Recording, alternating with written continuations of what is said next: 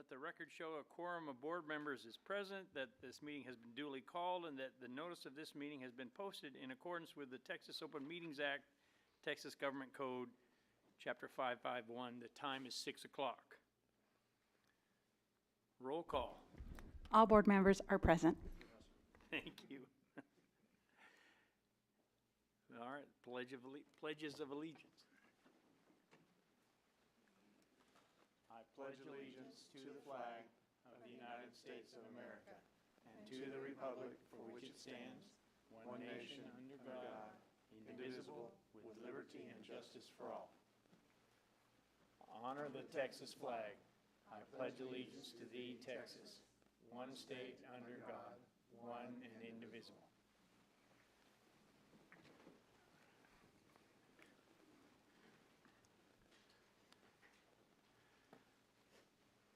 Well, it's a pleasure to see people out there in the audience. It is a summer board meeting, and sometimes they get forgotten. And it is a regular board meeting today, which we switched it around just to throw everybody off, and looks like everybody's with us.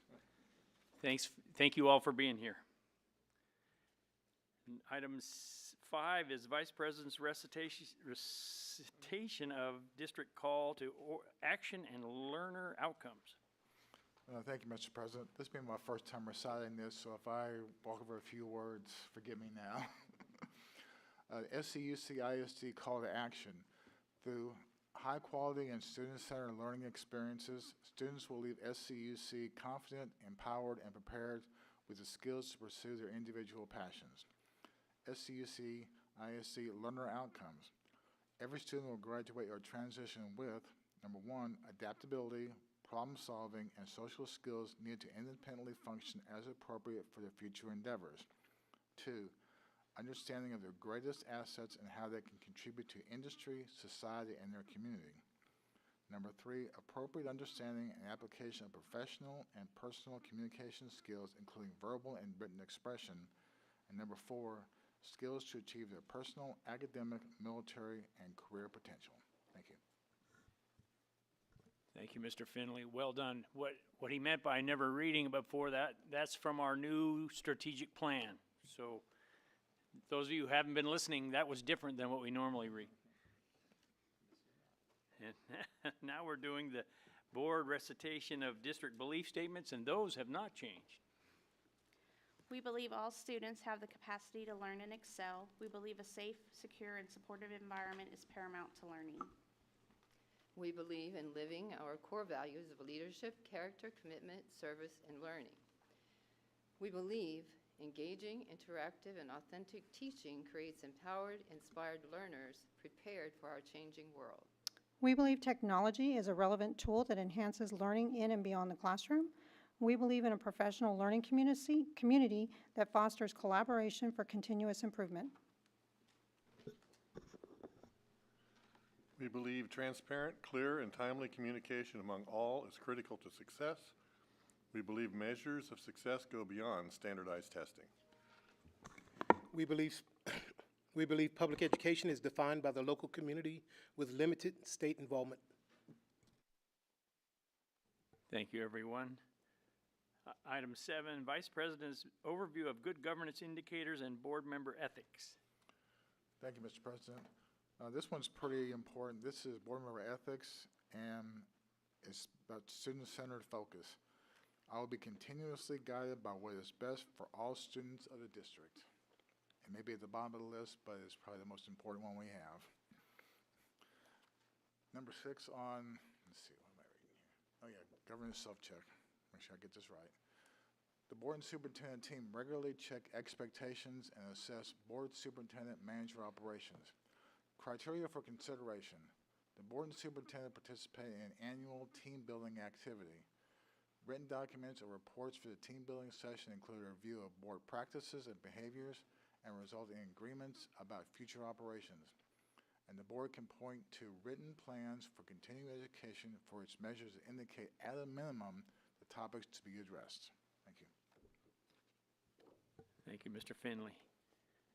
There are no recognition items, so next is board or public comments, and we do have one.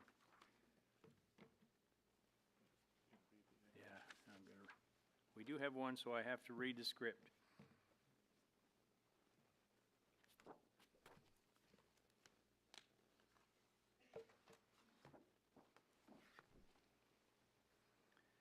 The Board of Trustees will now hear public comment statements. In order to provide consistency and fairness to all individuals, public comments will be heard in accordance with Board Policy BED Local and procedures outlined in Administrative Regulation BED.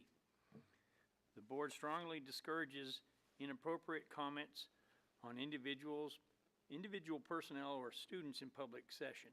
Complaints or concerns will be considered by the Board only after the complaint has followed the guidelines prescribed by the applicable policies such as DGBA Local, F&G Local, or GF Local. Public comments will be limited to individuals who sign up to participate in the public comment portion of the meeting before the meeting is called to order. An individual who signs up to participate in the public comment portion of the meeting may not relinquish their time to another individual. No public comment shall exceed 3 minutes. To ensure compliance with the time limitations, a yellow card will be held up by the Board Secretary at 2 minutes, and a red card will be held up at 3 minutes. And our public comments come from Tiffany Gibson.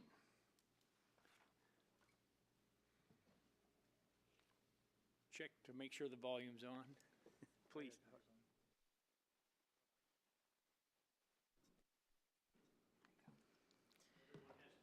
Oh, no worries. Good evening, Board of Trustees, and everyone in attendance this evening. My name is Tiffany Gibson, and I just wanted to give a brief introduction to the board and just let you all know that I respectfully and kindly want to announce that I am running for City Council, Schertz of City Council, Place 2, and I look forward to making sure that you all are heard, as well as ensuring that we move forward with the agenda at hand. Thank you. Thank you, Tiffany. Next, item 10, Superintendent's Update, July Update, Dr. Clark Ely. Thank you, Mr. President, members of the board. It is July. It is the middle of summer, but it is rapidly approaching the start of school, and we'll talk about that here in just a little bit. A lot of our summer in the school district, our administrative and school district resource officer staff have been dedicating time to working on school safety. Looking at our current policies and procedures and things that we have in place, from drills and audits and and the personnel that we have who are employed to keep our schools safe, to looking at things that we've learned from the unfortunate incidents, the tragedy that happened in Uvalde. As we've worked through this process all summer, we've had a task force of district and campus administrators that have met starting 1 week after the tragedy in Uvalde and have met all the way through this week. We have, as a group, has looked at over 40 different recommendations that have come from folks either inside the district, outside the district, things we've learned, law enforcement, and so on and so forth. This process we'll talk about this with our recommendations with the Board of Trustees in closed session later on this evening. And then our intention is to share that with our community, with our parents, and with our staff early next week in advance of the school year. We know that there will be changes. It will be a little bit more, what I would say, difficult. There's going to be a little bit less convenience because of school safety, and I think everybody understands that. When you fly these days, there is less convenience in the name of safety. So when you come to school, there will be a little less convenience in the name of school safety. So we look forward to sharing that information with you all tonight and get your input on that and sharing that with the community. Want the folks to know that in addition to that, a number of things have happened this summer. We have completed, or will have completed by the time school starts on the 11th, 2 safety audits. One is kind of like a mini safety audit that is analogous to the comprehensive one that we have to do every 3 years. And that is occurring, is in the process of being finished. And we are also having two groups that are going around and checking every exterior door on every instructional facility. They're checking the locking mechanism, the latching mechanism, everything to make sure that those doors are fully functioning. They're being checked by district office staff, and after that, they're being checked by local police department representatives. So that is happening as well. I appreciate Mr. Mosley and his folks in operations who have done some quick projects to extend fencing at both Ray Corbett Junior High and Samuel Clemens High School. So now we have all of our outbuildings or portables behind fencing. And just a number of things have happened very quickly. I would like to highlight the partnership that we have with the City of Schertz and the City of Cibolo, especially their police departments. I have met with the police chiefs and the city managers earlier in June, and we've done extensive work with our school resource officers and their supervisors on vetting all of these different recommendations that were made and options for us. I appreciate their input into it. The recommendations that we will bring forward to you and share with the community are better because law enforcement's involvement in the process. So I look forward to that and sharing that with the community coming up here early next week. It is, as I said earlier, it is about time to start school, and if you start driving around any of our campuses, especially our high school campuses, starting on Monday, August the 1st, you're going to see a lot more folks. We've got cross country and team tennis that are starting. We've got volleyball and football that are starting. And early in the morning, you'll be hearing the marching bands that'll be starting. So we're very excited for that, for our kiddos coming back. And we are very excited on Monday to welcome our new teachers to the district. Our new teachers, Inspire Academy, will begin on Monday. It'll go Monday and Tuesday and half day on Wednesday. And then we have invited all the trustees and look forward to your attendance, those of you who can make it, to our new teacher luncheon, which will be at the Green Event Center on Wednesday. And if you didn't get this down, Ms. Seaver will go over this at the end of the meeting again with our things that are coming up. Just a reminder, this Thursday is our annual convocation. This will be the second year in a row that we were able to bring every employee in SCUC ISD under one roof, and it actually is a roof this time, and it is air-conditioned space. So we're excited to be going up the freeway a little bit to the San Marcos Convention Center, and so we'll be there just as you've been notified, and those who are employees who are listening, please ride the bus because there is very limited parking. There's 2 other conferences that are there, and there's also hotel guests that are there. Trustees, we will be providing a ride to you via the Suburban. If you would like to avail yourself of that ride, please get in touch with Priscilla, and we'll get you down, and we will have somebody drive you here on staff. So that is coming up on this Thursday, August the 4th, will be our district convocation. It will begin at 9 a.m. If you get there at 9 a.m., you're not getting in. So please get there. Please get there by 8:15 or 8:30 at the latest. Leave early. We never know what it's going to look like on I-35. And then 1 week from then, on August the 11th, will be our first day of school. We're looking forward to welcoming new staff, welcoming everybody back, but we're really excited having kids back on campus. So we'll be kicking it off early that day. Our buses will be rolling, and we'll be welcome our kids and looking forward especially for our little bitties, for the boo-hoos and yahoos as they drop their kids off for maybe the first or the last time. So like I said, big stuff coming up. Very excited to get the school year kicked off. Very excited for what this year means for us and seeing what we believe is going to be a return to school more like we knew it before the past couple of years, and just a lot of excitement coming up. A lot of excitement with our staff and our teacher leaders on the strategic plan. So. Thank you very much, and that ends my portion of the superintendent update. I know we've got a couple of priority updates as well. Thank you, Dr. Ely. Next, we have progress monitoring report on, this would read easier with my glasses on. On district priorities, there's priority 1 goals, priority 1.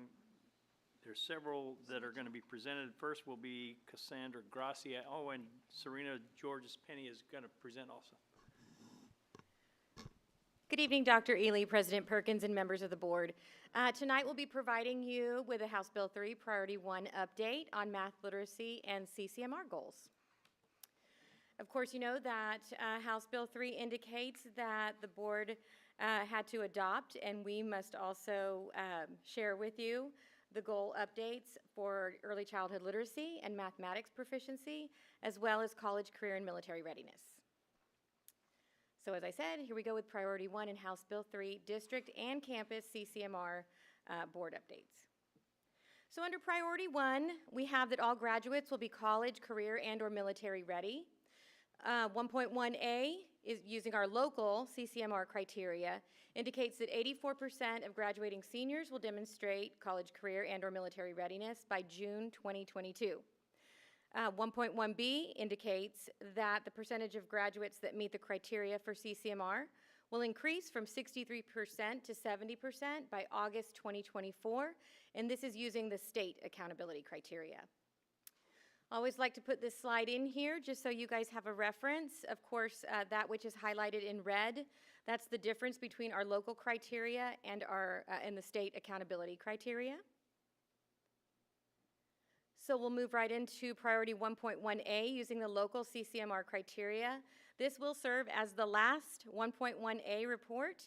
As I said before, it indicates that 84% of our graduates will demonstrate college, career, and/or military readiness by June 2022. It's July 2022, and we have met that goal. We've actually exceeded that goal at 86%. Moving on to the House Bill 3 state criteria.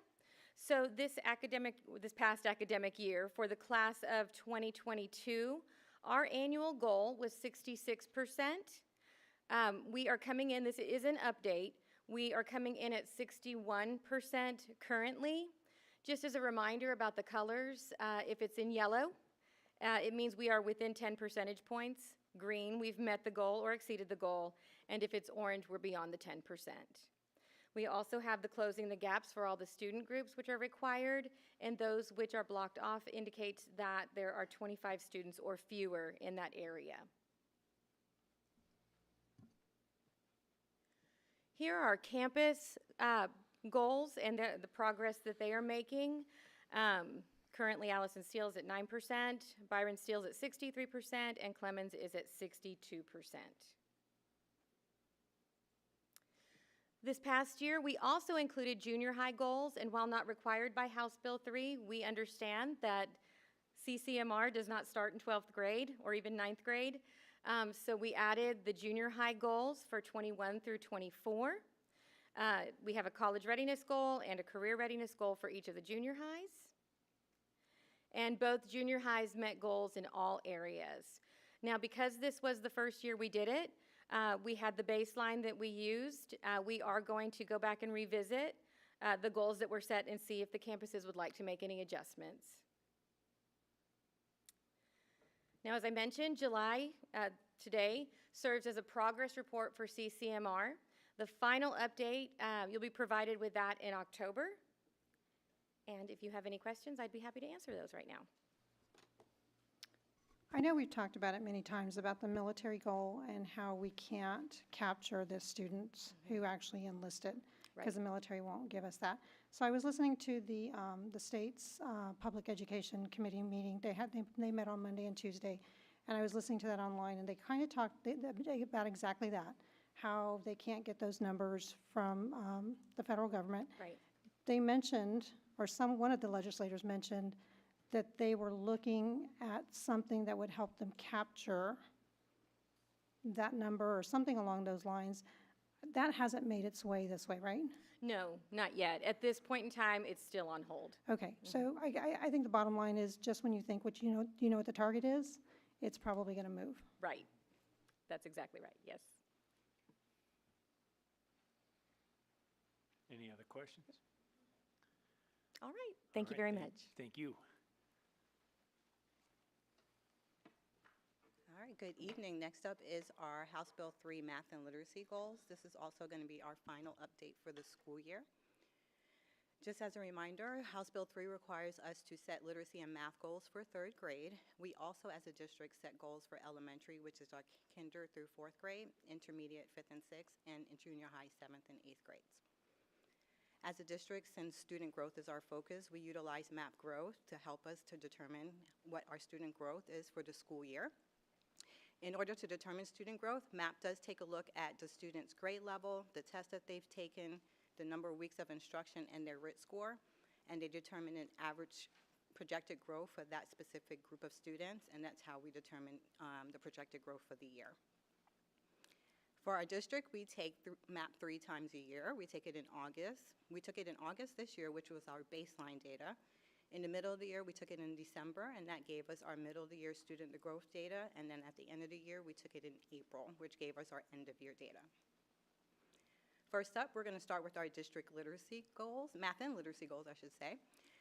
Just so you know, we're going to go over the overall goals, but in your folders, you do have the actual data that gives us the breakdown for each of the campuses and our district and all of the different student groups as well.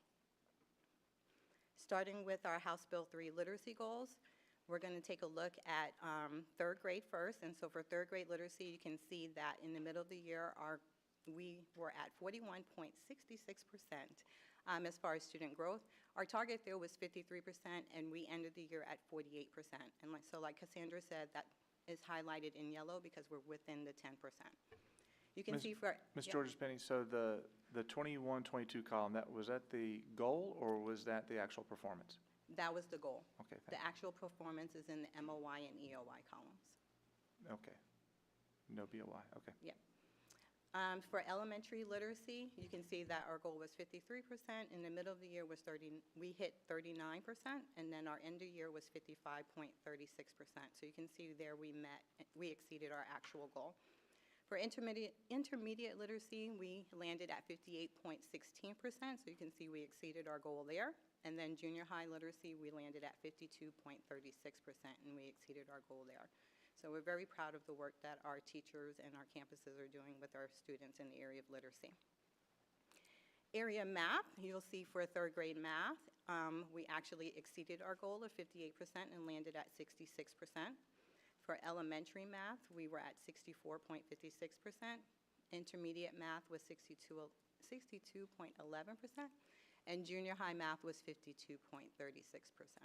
So there we actually exceeded our goals in 3 of the areas, and we were within 10% for our junior high math. Moving on to our campus goals, you're going to see that we're going to provide you, for our campus goals, we're going to provide you with what the middle of the year was, and then we'll give you what the end of the year, where we landed at for the end of the year. So starting with our elementary campuses, this is our middle of the year update that we gave you in February, and so this is where we landed for our campuses at that time. So you can see we were in the orange and in the yellow in some areas. And so for the end of the year, much improved, right? Worked very hard to build in those gaps for those students. And so you can see for this area, we met or exceeded our goal in many areas for our elementary campuses. This was our elementary math progress. And so you can see here, we met and exceeded our goal in the middle of the year for 2 areas. And then the other areas were yellow and orange. And for our end of the year progress, we actually met or exceeded our goal in 15 out of 16 of the areas. And the one area that we didn't, we were still within 10%. Moving on to intermediate and junior high. So here you can see for each campus, we list here our middle of the year goals that we presented in February. So you can see here we met our goal or exceeded our goal in 3 out of 10 of the areas. But for end of year, we actually met or exceeded our goal in 8 out of 10 of the areas. And the 2 areas where we didn't meet the goal, we were within 10%. So some of our next steps for next school year is to really continue with our Tier 1 instruction. Looking at MAP, our teachers have done a great job in learning MAP and what it has to, and the things that it brings to the table as far as student performance and how to really look at those reports and dive in. So we're going to take it to another level and actually have them look at the instructional areas and help them with understanding how you can make some pacing decisions using those instructional areas. We're also going to continue with our learning targets training that we've been providing our campuses, as well as small group instruction and common formative assessments. Of course, multi-tier systems of support, that continues. That's an ongoing thing. And of course, House Bill 4545 continues as a state-mandated accelerated instruction that we have to provide our students. And with that, next update is going to be October 2022, and any questions? And that October update is going to be beginning of the year data for the 22-23 school year, Yeah, correct? so that will just be baseline data. It's not going to actually give us student growth data. We'll just be able to see where our students are landing in the beginning of the school year. Questions? Yes. Yes. When I see, say, 56.1%, that's 56.1% of what? So are you talking about for the student growth percentages? Yes. So the 56.1% are the percentage of students that met their actual projected growth according to MAP. As individuals? Yes. Okay, thank you. Okay. So we had talked about this, I think, in the very beginning, when you showed us the goals. And I think we actually talked a little bit about, like, and we kind of see it here. We've met some goals, we didn't meet some. And then year 2022 and 2023 and the others, do those goals shift based off of what our performance was, just to make them a little bit more realistic for us? Right, so our goals over time will increase. So if we go back to, let me see, make sure I hit the right button here. Let me go back to our district goals. So you see in the first column is our 2021-22 goals, and then 2022-23 goals, and then 23-24 goals. So our goals increase over time based on what we project our students will be able to do by that time. And just one question, one more. These numbers, did they capture the summer school? Because I know we've talked about how the summer school kids really make a lot of gains. Gotcha. No, these numbers do not include summer school. They were as of April 2022, and our summer learning students took the MAP assessment at the end of June. Do we think it looked like great learning and growth? Is that some of that due to covering the COVID gap? And then it might be a little more steady in the future, or is it going to be growing like that every time? Yeah, so there was great growth. We still have to make sure we monitor student growth over the next few years. We know that it's going to take some time to build in some of that COVID gap that we experienced. And so it's just going to be monitoring student growth over a period of time. Our great growth is due to the great work that our campuses were doing as far as instruction and making sure that they were intervening in the right places. And we also know that accelerated instruction also helped our students as well with House Bill 4545. Any more questions? Thank you very much. Okay. Now we're doing a priority 2 update, and that's Linda Cannon.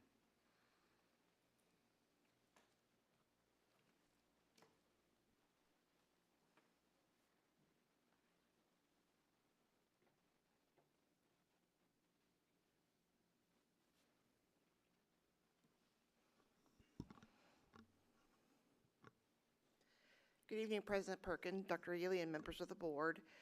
We are going to do our final Priority 2 report for the year and close this out because it's going to look a little differently on the new strategic plan, so we want to close this one out from the last plan that we had. So Priority 2, the purpose of that was to engage and develop our staff in order to ensure a high-quality, top-performing workplace. The goal of that was that we gave our Intergage survey once a year in the spring of each year, and we wanted 70% of the participants to score in the top 3 of the 7 categories in workforce satisfaction and engagement on that survey. So here you see, I'm going to give you just the last 4 years of data based on the survey.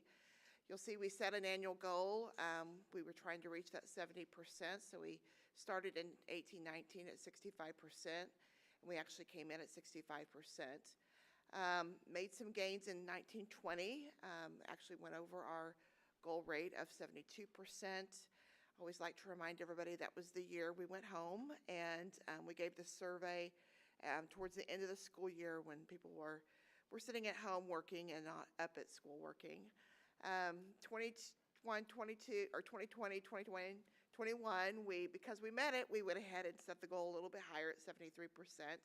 But you'll see here, that was the year everybody came back, and we had a difficult year, and it was at 61%. And you'll notice this last year it came in even a little bit lower than that at 49%. So participation, we have held steady, pretty steady with participation on the survey. You'll see here this last year we were at 60% participation of all of our staff members. So about 1,233 staff members actually took the survey for us. So here comes up our areas of strength. These are the top 5 areas and how they scored on the survey this last spring. The very highest was my job makes me feel like I'm part of something meaningful, came in at 68%. That we operate by our strong ethics and values came in at 66%. The next 2 are about the campus or department leaders. They care about their concerns and they help me learn and grow at 64 and 63%.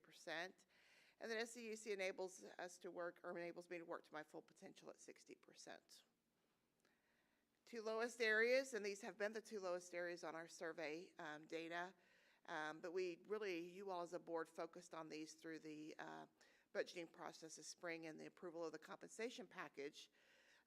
Lowest at my pay is fair for the work I do at 22%, and benefits package is at 14%.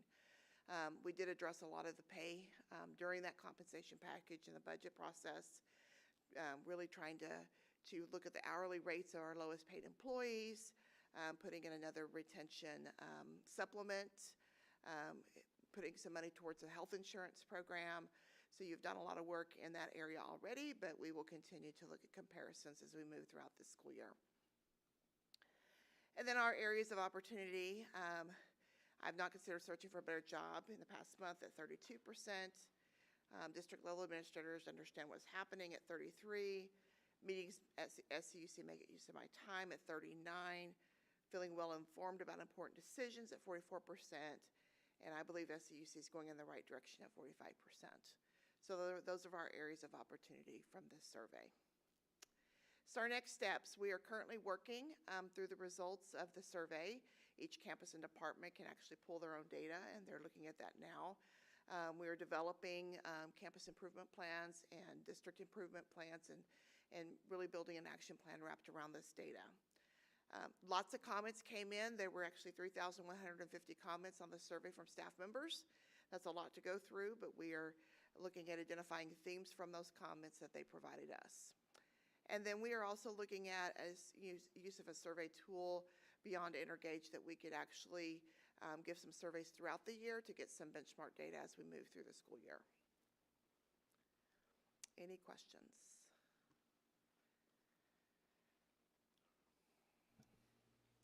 I think Yes. Are the teachers and administrative staff all lumped together in this survey? They are lumped based on their campus or department. And then there's actually a question at the very beginning that asks your salary band. And so you can actually pull the data and look at it based on salary bands. So it's not going to say you're a campus administrator or you're a teacher, but you can kind of get a lump of employees that are based on the same salary. Because you could have one survey, but if they're actually apples and oranges, they might have very different points of view on these same topics, very different. So you wind up with 2 peaks in there. And then when you take an average, they just blend together. Correct. You don't really know what this would really thought or what this would really thought. So it seems like it would be helpful if we could find a way to carve those out so that we can know so we can sort it and try and find groups that are similarly situated and ask them what they think. Mr. Swart, I would agree with that, and that's one of the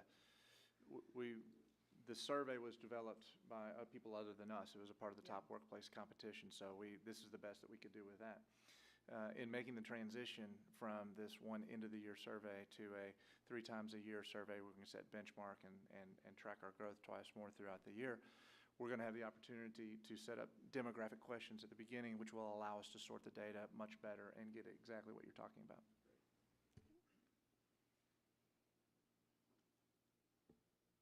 Oh, I was just going to ask about how often, and Dr. Ely covered three times a year, and that, because I think that would give you data that's really going to allow us to be proactive instead of reactive. Correct, yeah. Thank you.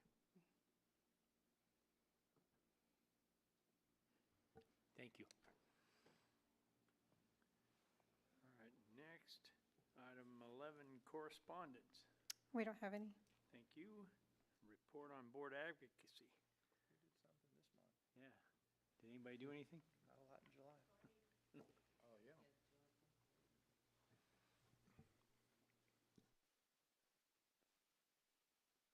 We did, got my mouth. We did the July 4th parade, and I went to a Tri-County chamber luncheon, and that's about all I did.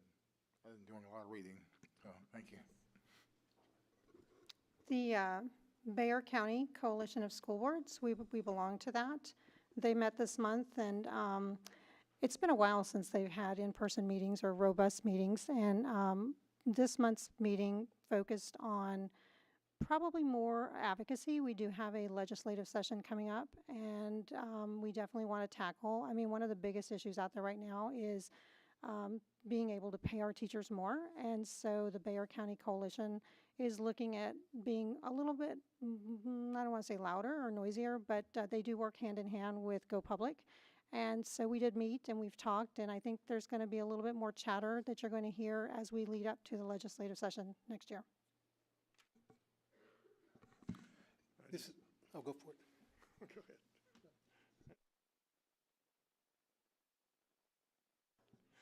I attended the 4th of July parade. And had a great hat, too, by the way. This is not necessarily about me as opposed to one of our board members. At the Fort Worth SLI, our hardest working, well, next to me anyway, hardest working board members. No, she's a great board member, and I've acknowledged her out in public, out of TASB, but long story short, she graduated from the Leadership TASB program. She now retains the title of Master Trustee. I think there was a lot of lessons to be learned from her. I think there were 5 trips, 5? Yeah, we had about 5 trips. Is this on? Okay. It was an excellent course. It is truly a master trustee course where you get to take a look at education from a bigger perspective across the state. You look at big schools, little schools, and you kind of learn a lot about all of the issues that are going on across the state. It makes you realize that we're not in our own little bubble, and a lot of the things that we see are the same here that are elsewhere. I think one of the things that I've actually was really happy to see is how far, I'm going to say, ahead we are. Like, other districts will bring up issues, and we've already tackled those. We've already, we found solutions to those. And so it was kind of nice to see that we're in a really good place in a lot of our processes. No, it's earned, so it wasn't given, it was earned. You did a great job, and she's well known and she's well appreciated throughout the state of Texas. I would say that Schertz-Cibolo Independent School District does have a good reputation for sending people to Leadership TASB, so at some point in time in the next year or two, hopefully somebody else will step up. But thank you, Letitia. Thank you. I do need to add real quick that we did have a culminating project, and my small group had a project on technology. We took a look at technology in different districts across the state, and we did a survey, and so I want to thank Dr. Burkholder for answering those questions and helping us make it to the finish line. We had a big presentation and took all that data and put it together and presented it. And it was a fairly lengthy survey, so thank you.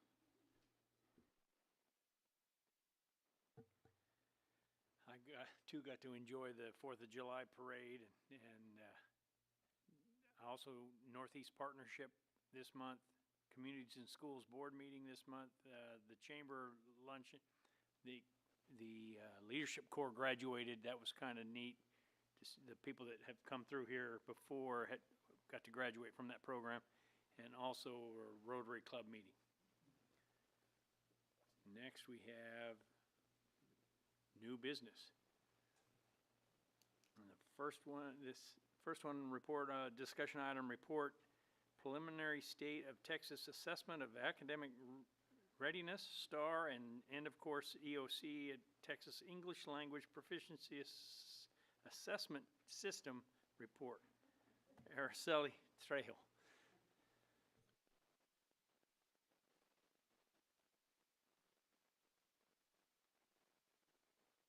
There it is. Good evening, members of the board, Dr. Ely and all present. Thank you for having me. Tonight I'm going to discuss, of course, the STAR, Topaz, and all the assessment results. And I'll touch a little bit on the 22 and 23 state accountability system. We will receive our official ratings as far as 22 accountability on August 15th. So coming soon.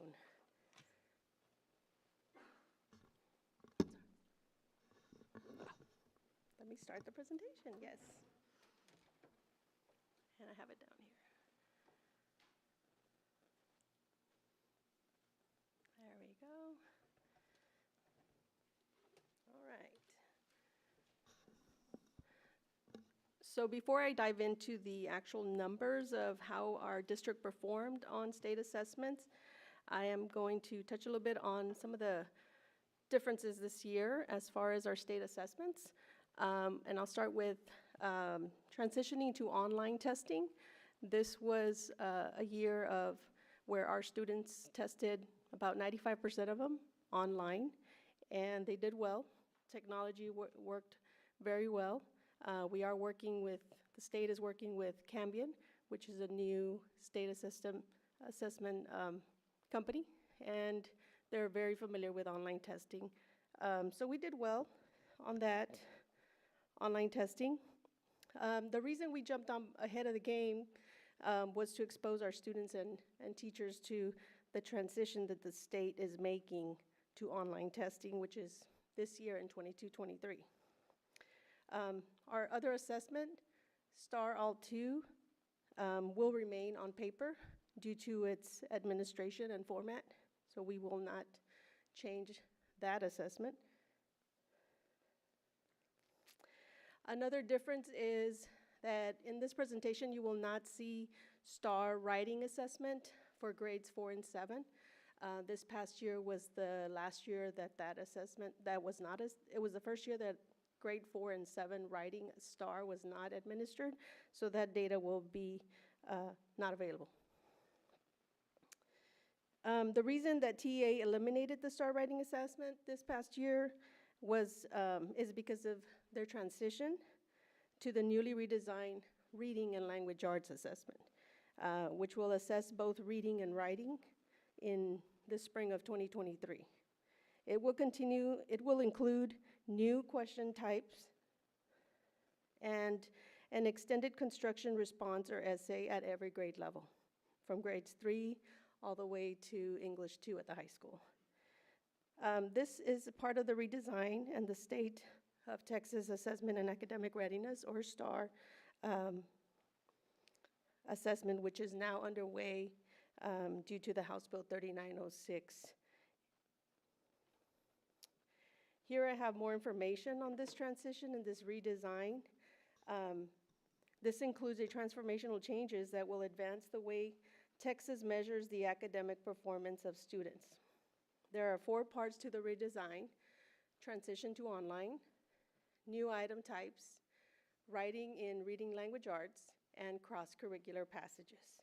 Under the transition to online, we have already begun that transition, as previously mentioned. Under new item types,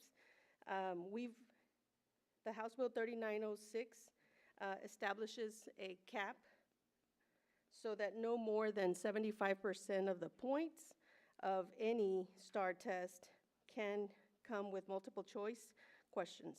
New item types will make up at least 25% of the test, with a wider variety made possible by the transition to online.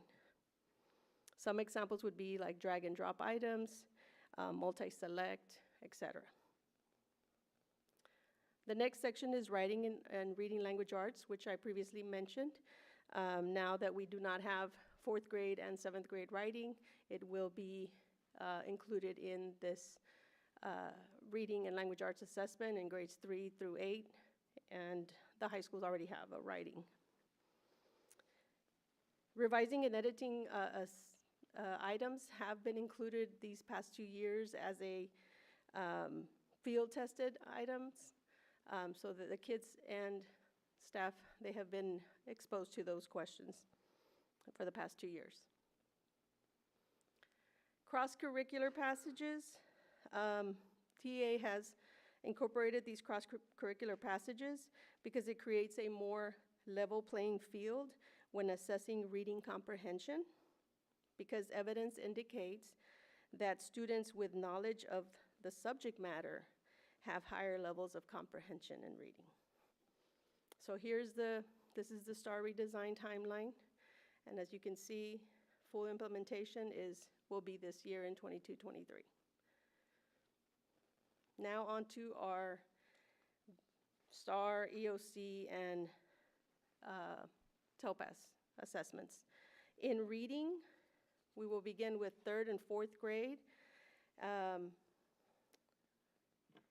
where we will have, here we have our district in dark blue on your left, which is the 3rd grade reading, and the state at 77%, and the region at 75%. As a reminder, under the STAR system, students can either not meet the grade level, or not, meaning not passed, or they can pass. And actually there are 3 levels, and you'll see that on the bottom: the approaches, meets, and masters. In the approaches, these are students who pass the test, and then those students that are a little bit above that will fall into the meets, and then masters, where only a few questions are missed on that assessment. Furthermore, students who perform at the meets level are included in the approaches percentage, and students who perform at the master's level are included in the approaches and meets total percentages. As we move into looking at those percentages, you will notice that they do not add up to 100%, because those students are included in multiple groups as they move up in higher passing standard. For 3rd grade reading, we have the information on your left, and then on your right you will see 4th grade reading with 75% at approaches, 48% at meets, and 23% at masters. The next slide goes into intermediate with the same type of setup, same colors for state, light blue, district, darker blue, and then the region at orange. In 5th grade reading, this is the last grade. As you see the note on the bottom where Spanish is available. This data does not include the 5th grade Spanish or the STAR Alt 2 results. It's straight STAR information. On the right, you have 6th grade reading, where we have 75% our district at approaches, 46% at meets, and 25% at masters. Next, we have junior high, 7th grade and 8th grade. The district 7th grade results in both 7th and 8th grade approaches did come up above the state and the regional averages. High school is next with English 1 and 2. English 1 and 2, this is 2 end-of-course assessments that are required for students to graduate from high school out of the 5. The other 3 are Algebra 1, Biology, and U.S. History. And our students performed also above the state and region. And these are first-time tested students. Next, we have math. 3rd grade in the same type of format. The darker green is the district, lighter in the state, and the neon green is the regional percentages for approaches, meets, and masters, both 3rd and 4th grade. In 5th grade, we have 77% at approaches and 43% at meets and 20% at masters for 5th grade math. And 6th grade math, we are at 87% approaches, 57% meets, and 23% masters. Junior high in math is a little bit different. In 7th grade, it's the same format. We performed really well, 76%, way above the state and region. Same thing at the meets and masters. In 8th grade, we do have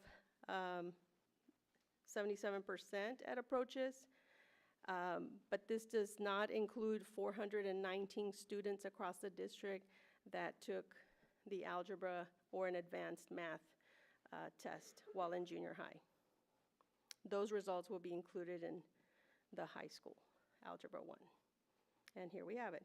So we have for algebra at the high school, and this does include 7th or 8th grade whenever they take algebra in the middle school, and then plus anybody at the high school scores. We got an 81% at approaches, 74 at the state, and 71% at the region.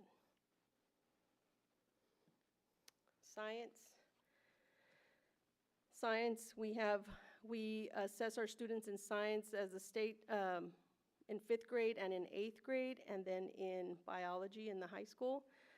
We did perform 71% at approaches for 5th grade science, and then in 8th grade science approaches, we got an 84%, and also above the state and region in science. Moving on to the high school, we tested our students. Usually it's 9th graders that take this test, and they scored a 92% at approaches, 76 meets, and 38 masters. Social studies, we assess our students in 2 grade levels, 8th grade and in high school, usually 11th grade. And here is how our students performed. High school, U.S. history, and of course assessment. Our students got 95% approaches, 84% meets, and 59% masters. That is our STAR. Now moving on to Topaz, the Texas English Language Proficiency Assessment System. In this assessment, Topaz assessment is used to assess our progress, the progress that limited English proficiency students, also referred to as emergent bilingual students, make in learning the English language. It is administered to students in grades kinder through 12 who have been identified as emergent bilingual and is administered every year in the spring. Emergent bilingual students are assessed in the English language proficiency in 4 domains: for listening, speaking, reading, and writing. Once they're assessed, they will receive proficiency ratings as beginning, intermediate, advanced, or advanced high. This shows their progress they are making, learning English from year to year, and a composite score is also released with their results. And here in this slide, you will see the composite scores of our students for the spring of '22. Out of 583 students that tested, 40 of them scored at the beginning level, 149 at the intermediate, and 237 at advanced, and 147 at the advanced high. As far as our students' yearly progress, meaning do they advance from one year to another, from beginning to intermediate to advanced high, this Topaz data also indicates that 192 students were able to progress at least one proficiency level up. That means 43% of our emergent bilingual students progressed at least one proficiency level, while the state has a 38%. Questions on STAR and Topaz before I dive into accountability? I'm just curious. I know we have the belief statement where we say we believe measures of success go beyond standardized testing. So we truly believe in that. But I'm kind of curious because we kind of see some things that jump out at us with as far as our secondary students scoring above state and region average, but not necessarily our elementary. So I'm kind of curious as to what that disconnect could be. We are, I mean, obviously we've been dealing with the effects of COVID over the past couple of years, and we've been looking at this same data. We just got this data in June, and so we have a plan for our campuses to be looking at this same data and asking some of those questions as well, such as why are our students, they're making good growth like we just saw from House Bill 3 goals. Our students are growing tremendously, but for whatever reason, our younger learners are not quite making the same overall performance as some of their state peers. And so we're gonna be doing some data digging when we come back in the fall with our campus teams, because that's something that we wanna really get to the bottom of as well.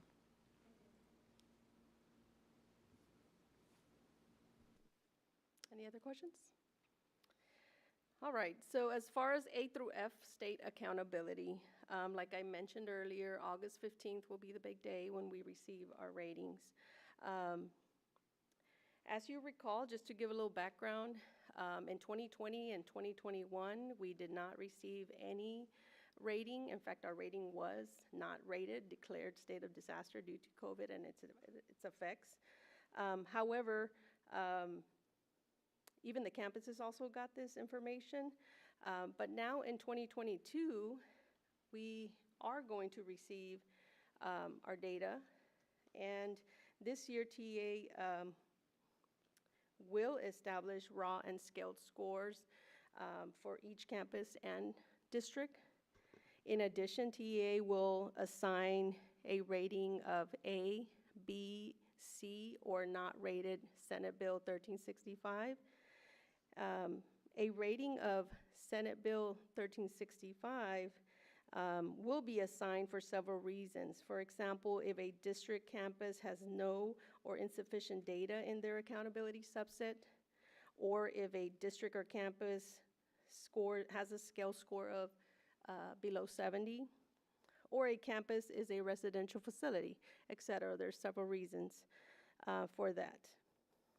Senate Bill 1365 also gives the commissioner can take action if a district or campus experiences 5 consecutive years of unacceptable performance. However, for Accountability 22 this year, Senate Bill 1365 offers the Safe Harbor Guarantee, which does not allow a district to receive a D or F due to the results of COVID, thus receiving a rating of not rated, Senate Bill 1365.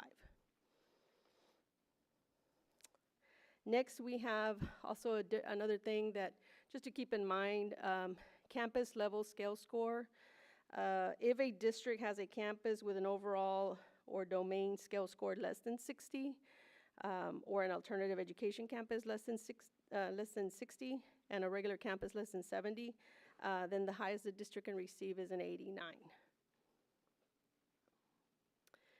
And along the same lines, this accountability system also has a forced failure rule, where the highest overall scale score a district or campus can earn is a 59 if 3 of the 4 sections of the accountability system are below 60. So just some things to keep in mind, and of course the date of when the accountability ratings will be released, and you will be able to find them on the txschools.gov website. So moving on to, okay, that's 22 accountability. Now, what can we expect for 2023? Yes, sir. Sorry to interrupt. No problem. It'll be easier for me to follow. What exactly are we being rated on with this A through F? Is this the STAR scores we're being rated on, or what? It's the accountability system includes STAR, college, career, military readiness, CCMR, graduation rates, dropout rates. So it's a lot of information from the district. All right, so what can we expect for 2023? I know we're just finishing up 22, but The state does take a look at every year's accountability system, and every 5 years, TA does a major overhaul or update to the A through F accountability system. So this 2023 is the year where the state will propose changes to the accountability system. Of course, keeping in mind everything we've gone through in the last 5 years, that's they're thinking in that.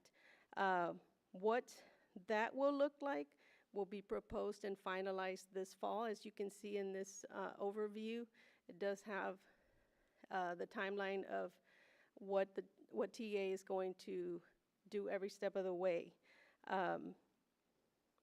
The comment window on the proposed changes is open now through October 1st, and you can do so by providing feedback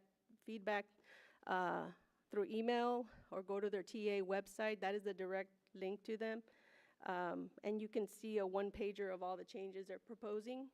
At this point, they're just proposals. In fact, they did emphasize that anything we comment on, the commissioner is going to look at that and review that input. So that's 2023, just to keep in mind as we go through the year. Any questions? I know it's a lot of information. Are we completely in the blind for our score on the 15th, or do we have an idea what it's going to be? We do have an idea as far as general. We hope to stay. The last time we did receive a rating, it was a B. So we're hoping to stay within the B. But nothing's official. We don't have all the results Yeah, back. we don't have the data tables that say that yet. We'll get that just maybe a couple days before. I got you. Yes.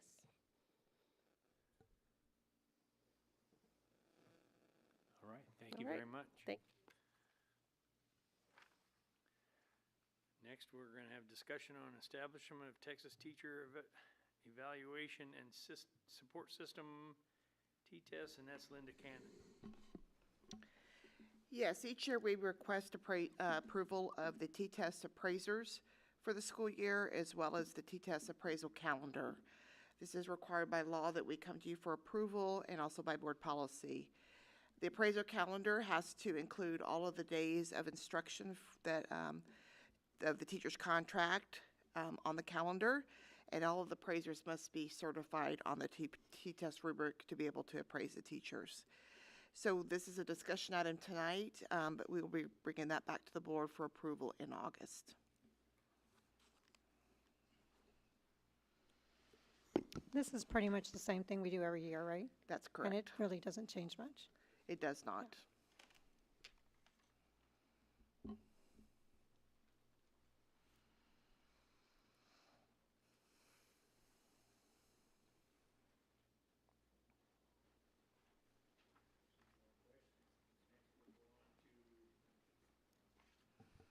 Next, we'll go on to discussion establishment of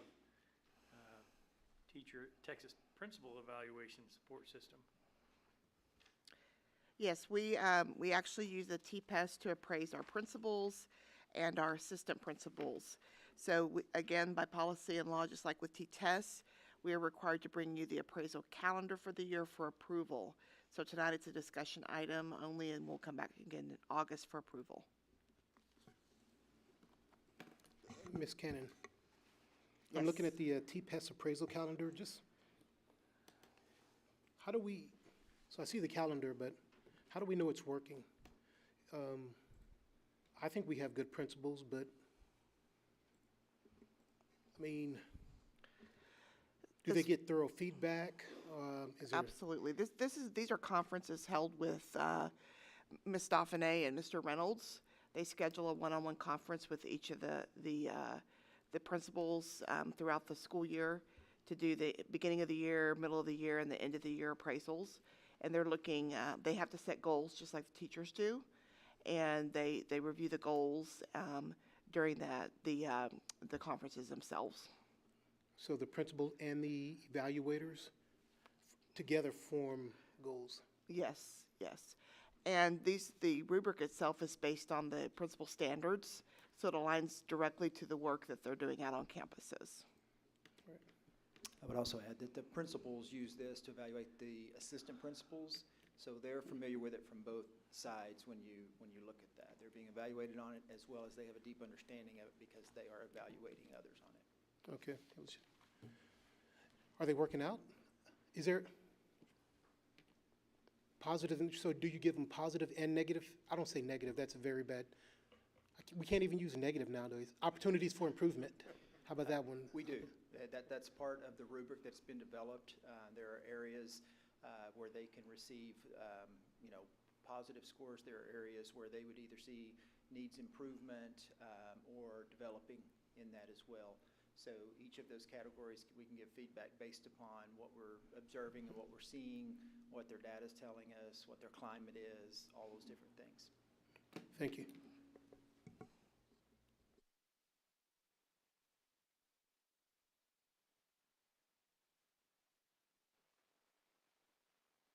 Next, I trust no other questions. Next, we're going to discuss procurements of goods and services presented by Jesse Luna.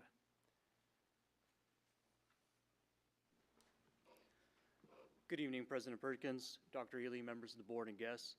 Tonight we're talking about a solicitation. It's an RFP for an ERP and an SIS because we love our acronyms. But essentially what that is the Enterprise Resource Planning System and the Student Information System. Those are two separate systems. The ERP would replace our Ascender system for services such as payroll, finance, purchasing, warehouse, and other business type functions. The SIS system would be used for student data such as attendance, enrollment, registration, and those sorts of things. The way we structured this proposal, we're doing it where we can award a single vendor for both systems, a different vendor for each system, or if there's a combined dual system that would be most advantageous, it gives us multiple options that way. Since this is a very large scale project, we anticipate it'll take quite a while to evaluate. We will be using members on the panel from all over the district and different areas to help evaluate this solicitation. We anticipate it coming back probably in November or December for your approval.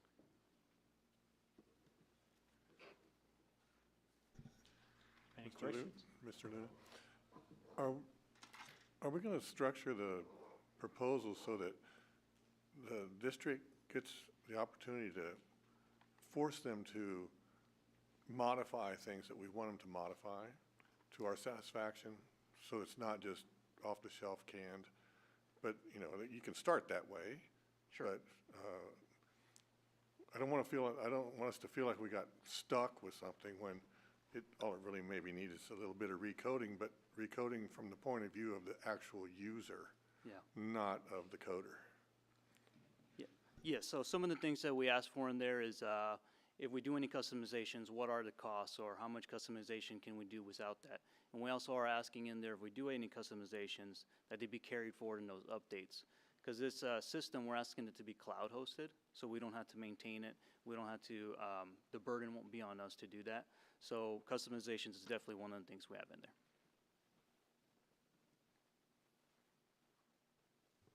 Is this going to be a replacement for Ascender? Yes, sir. That's what I thought. I know Ascender, Potentially.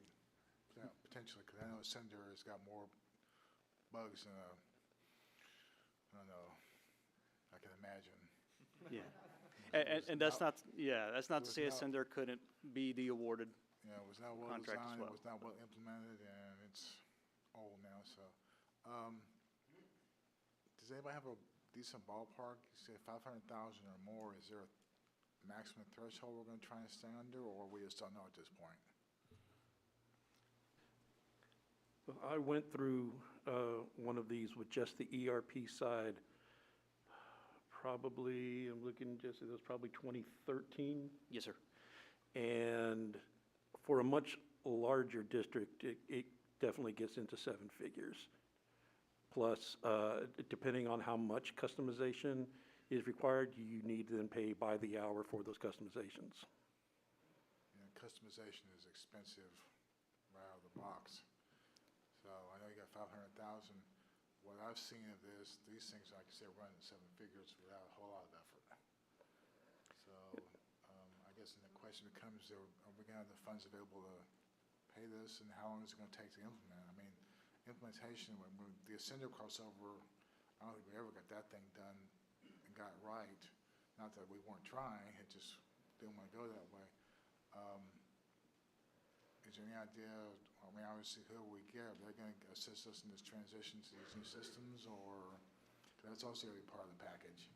Yes, sir, you're exactly right. The big cost and the big in money and in time is the data migration. Having been through this before here and other places, it's a lot. It's a big undertaking.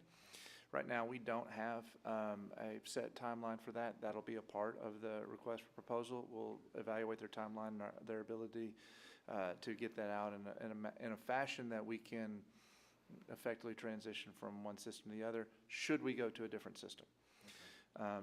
As far as the pricing goes, this is a request for proposal, not a request for qualification, so price is a component of this, and it's weighted fairly heavily on this. So that's what the group will do, is they go through the rubric and seeing how well each of the respondents meet the specifications that were laid out in the request for proposal on both the ERP side and the student side, and we'll determine what is the best value of the district and bring that recommendation forward, whether it's a change on one or both.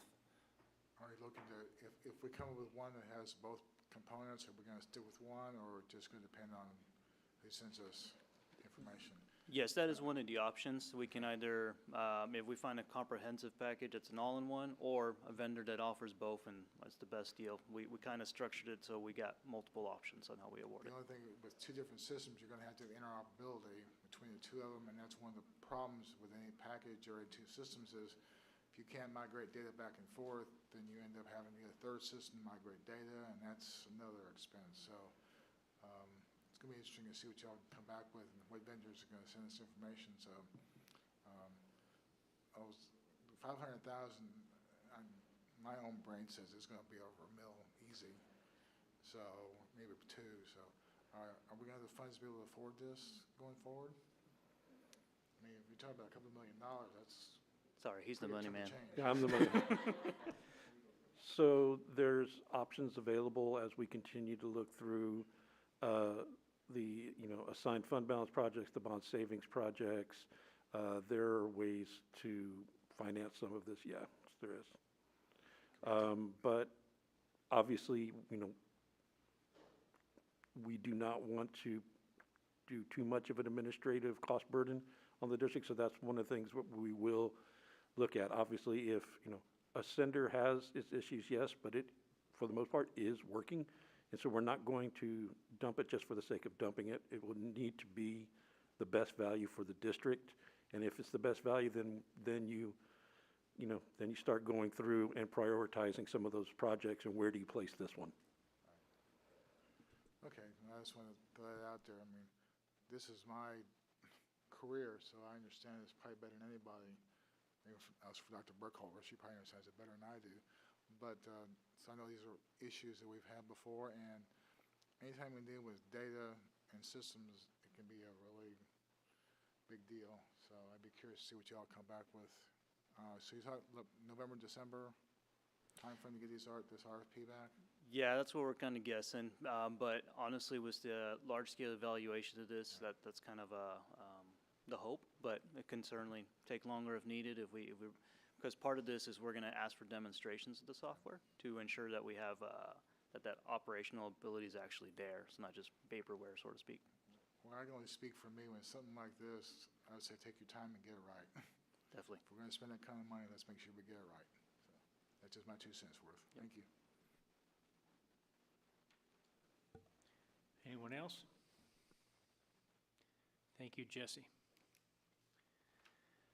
All right, next we have discussing trustee housing arrangements for the 2022 Texas Association of School Administrators and School Board Conference or Convention, and I'm leading that discussion.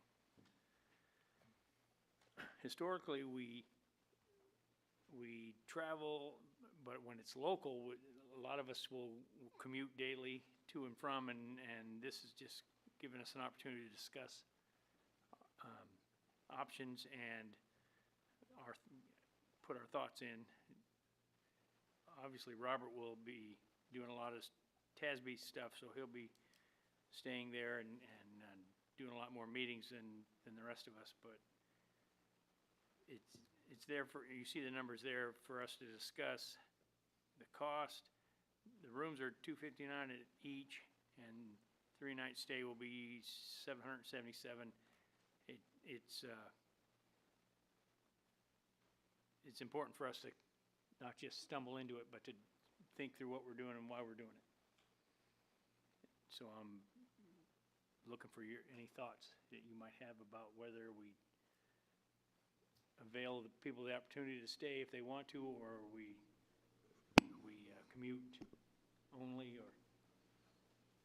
Well, I think like you said, historically, when it's in San Antonio, and for some of us, even Austin, we just commute daily. And I mean, even SLI, that's what we did. It saves a lot of money. So, I mean, I know whatever we decide, we still have an option.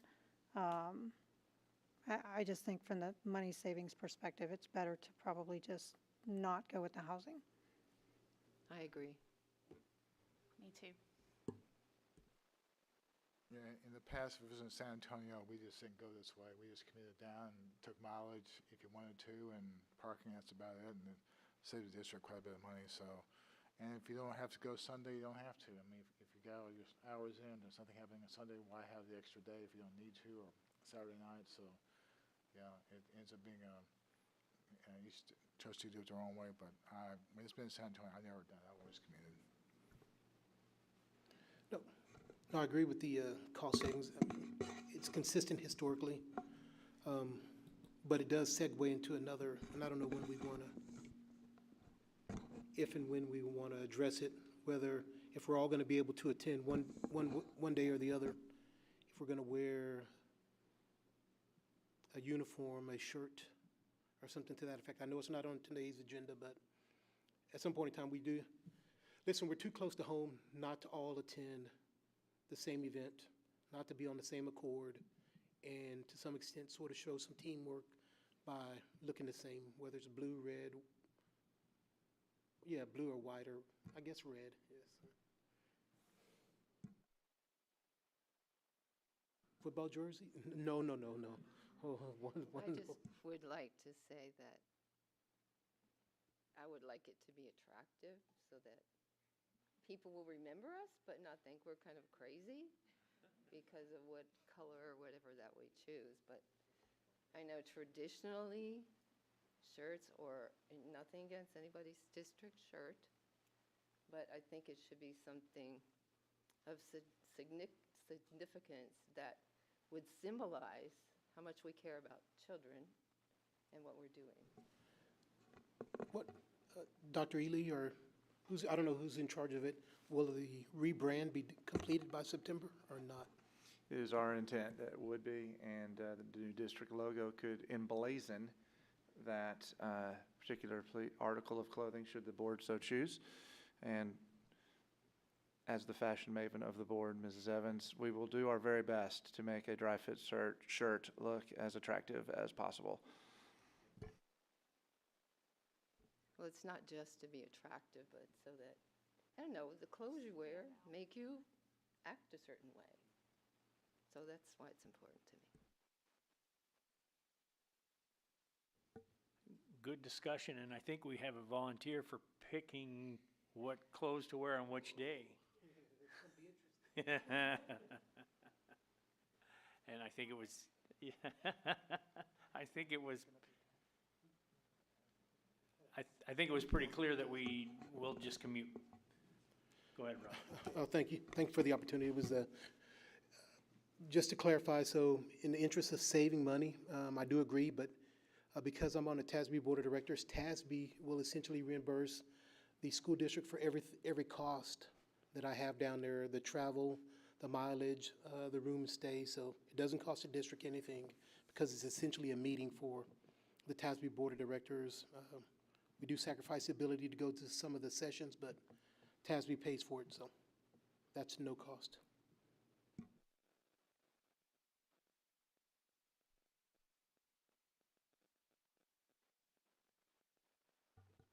Good discussion.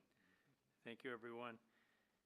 Next, we have item 8A6, discussion resolution regarding support of the Schertz-Cibolo-Universal City Independent School District Education Foundation. Deanna Jackson. Good evening, Board President Perkins, Dr. Ely, and members of the board. So tonight I am bringing before you a resolution. Dr. Ely, give me that big smile. Threw me off there. I am bringing before you a resolution for supporting the district's education foundation, and we will be asking for the Board of Trustees to consider the approval of the resolution later this evening. As you know, the SCUC ISD Education Foundation has been in existence since 2008. Under the support and guidance, actually, it was founded by Foundation Innovation, which is a consulting firm that is dedicated to guiding education foundations and school districts to success. The foundation exists to raise funds for the district that benefits all SCUC students and teachers, and they've done successfully very well over this several years. They've given approximately $300,000 in innovative teaching grants, and they also support teacher convocation, new teacher academy, and things of that nature.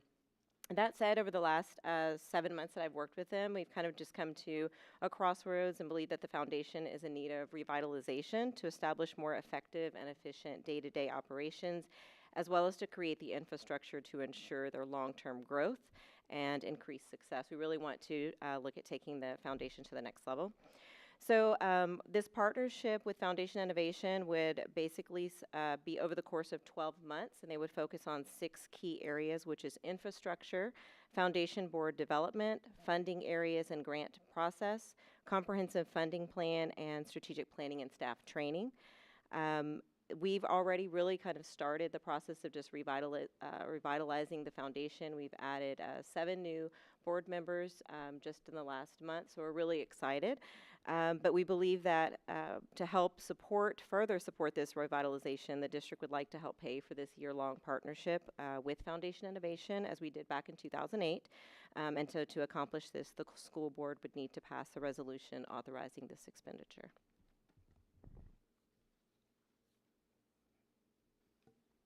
Any questions? You mentioned part of it was funding and the grant process. Could you kind of give us an idea of how they're going to help you with that?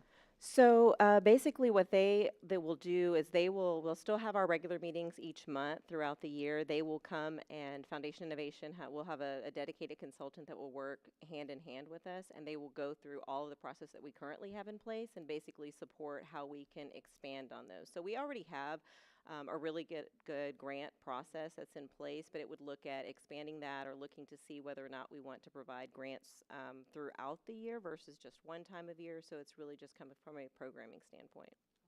Okay, thank you. Yes. So how much money has this foundation raised since 2008? I would have to go back and really look at that. I just know that they've done well in the fact that they've been able to give $300,000 since 2008. So they're not in the hole. They're not in the red. They're continuing to raise money every year. And so their goal each year is to raise enough to give a minimum of $25,000 in innovative grants each year. And they've been able to do that since they've been in existence. But they're looking to increase our programming beyond just grants. We don't have that money in front of us, but we can work with the foundation and get that number for you, sir. I'm trying to understand. It sounds like, are they the only ones raising funds, or are we raising funds? And, from our community and businesses, and where does this money come from? Does it only come from one source, this company? No, so the Education Foundation is a 501c3 that exists to support just funding programs and different things that the district otherwise wouldn't have. And so for several years, they've hosted at least 2 fundraising events. Who's they? I'm sorry, the Education Foundation. So they keep sounding like they're a body separate from us. Okay, I think the word that we're getting hung up on is foundation, because there's foundation in both of those names. So let's roll it back and talk about the SCUC Education Foundation first, and then let's talk about the people that would help us. Perfect. So the SCUC ISD Education Foundation is what was founded in 2008, and that is a separate 501c3. They exist solely and were founded in '08 so that they could provide programs, funding for innovative teacher grants. And so they are a separate entity from the district, but they support the district. Through their work, they typically hold 2 fundraising events during the year, one in the fall and one in the spring. And so for years it was casino night, and then they have the golf tournament.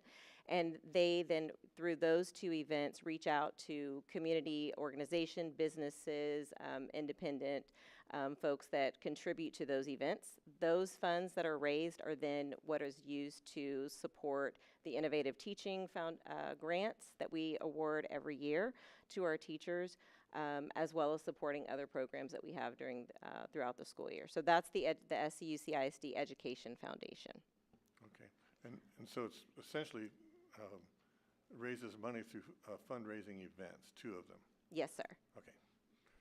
And you mentioned $300,000 somewhere along the line. Yeah, so that's the running, we're right about $300,000. That's the running total for the amount of money that they've given in innovative teaching grants since they were founded in 2008. And that's all come from fundraising, the Yes, sir. fundraising events you described? Yes, sir. Okay. So then, how does this other entity fold into what we're doing with our 2 fundraising events? So Foundation Innovation is a consulting firm, and they exist solely to support helping to establish education foundations around the state of Texas. And so what they do is they come into to districts, so like they did when SCUC back in 2008, we didn't have one.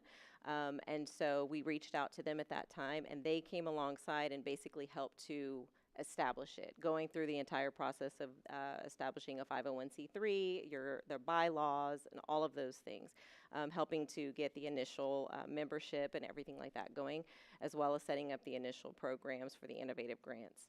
So they helped to establish the SCUC Education Foundation then. What they continue to do is they basically will continue to partner with foundations for a fee to support them in different areas. And so what we're looking to do is to work with them they have a program, basically it's a revitalization program. And so it's them basically coming back and saying, okay, we started in 2008. Some time has passed since then. So we really are in need of an update to our bylaws. We need board policies. We need procedure manuals. There are a lot of things that really over time, we've had a great group of dedicated volunteers for a very long time, and they've done really well. But where we're trying to go to the next level is we've grown over the years. We really are needing some additional support to come in and help us reestablish and have greater infrastructure to support all of the different things. We would like to see the foundation have an annual campaign and not just have fundraising events, because that would give us an opportunity to raise even more funds.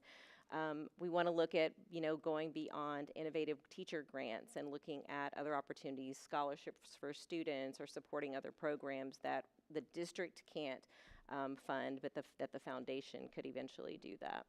And so I went to a conference, the Texas Education Foundation Network conference, and going there, my eyes were just big, and I just started dreaming big and came back and shared a lot of ideas with the Education Foundation, because I realized that there was so much more that we could be doing. And so once I presented the information, we started to look further into it and decided that we'd like to have the opportunity to go back and partner with Foundation Innovation, have them partner with us and walk alongside us and just support us in reestablishing ourselves. What are some of the many things that might be accomplished, other than 3-ring binders and manuals and, that sort of thing? Well, a part of it too is just, if there's anything that I've learned just in this role for the last 6-7 months and watching you all operate, you have a lot of structure that provides you the opportunity to make sure that everything that we're doing is on the up and up, and And that is really kind of what the foundation is needing. They need their roles and their responsibilities further defined.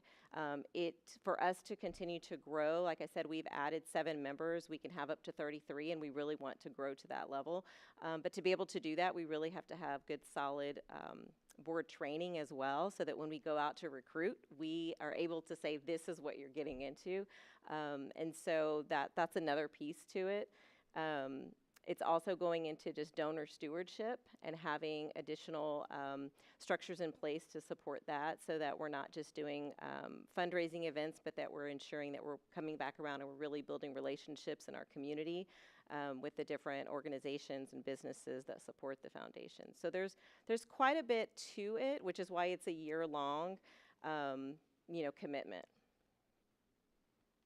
Great, because I really support the notion of developing the connective tissue with the community, and because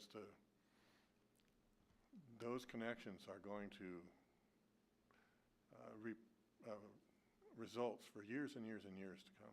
Most definitely. And I think that's what a lot of our members have found, that they've been doing it for a long time, and so they kind of just been doing what they've been doing, and so now it's kind of an opportunity to step back and really dream big, and then put some things in place so that we can make those connections and make it happen. Great, thank you. Mm-hmm. So, but we're here today to basically approve the resolution, right? Yes, sir. So it's a discussion item and as well an action item as well. Later in the. Yes, sir. So, do we want to discuss it now or later? Because we have to bring it back for an action item, in which case you're going to call for. It's open now, we can discuss it now, or you can bring up when we have the motion. Well, for the, if we look at the resolution, number 2, what exactly does number 2 mean? So, the board authorizes the superintendent of schools to serve as the liaison to the foundation, a position for which he will receive no compensation. I understand that part. Furthermore, the superintendent is authorized to hold periodic meetings with the foundation. I think he already does that to some extent. I understand that part. Conduct business on behalf of the school district to benefit the foundation and to execute contracts for professional services. So that's sort of where, what type of contracts for professional services, because you just described an organization where they're giving to us, and now we're essentially may need to give to them. So actually, so what this is basically asking is for us to have the ability to authorize the expenditure to the foundation will be paying a portion, but we would like to have the ability to have Dr. Ely be able to execute a contract with Foundation Innovation, like what was done in 2008, and for us to be able to contribute some of those funds as well. Okay. If I may, Mr. Westbrook, just to clarify, because we would be writing a contract that would at first be a benefit to a 501c3, not primarily to the district, the board has to make a resolution to approve that, saying that the benefit will come to the district at a later time. I understand. Thanks. All right, great discussion, more to follow. Next, we have discussion memorandum of understanding Department of State and Health Services, presented by David Thien and Jesse Luna. Good evening again. So this memorandum of understanding is between us and the Department of State and Health Services. It allows us to participate in the state's basic dental screening survey. We've participated in this program in the past, and it's simply time to renew this agreement. It provides preventive dental services for third graders at no cost for them or to the district. These services include limit oral evaluation, sealants, fluoride, educational materials, and referrals if they need further assistance. It's just basically a simple program. We do anticipate bringing this to you next month for approval. Do we rely on our local dentists, or how does that work? The DSHS has a set of dentists across the state, so there will be certain dentists in the area that are already in cooperation with DSHS.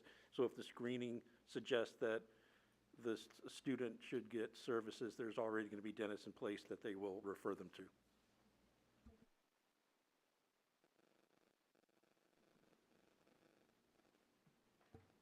Any other questions? All right. Thank you, Jesse. All right, next we are on to item number 8A8, board consideration consensus items, and that's listed. These are the things that are coming next month, not the things that are coming at the next part of the meeting.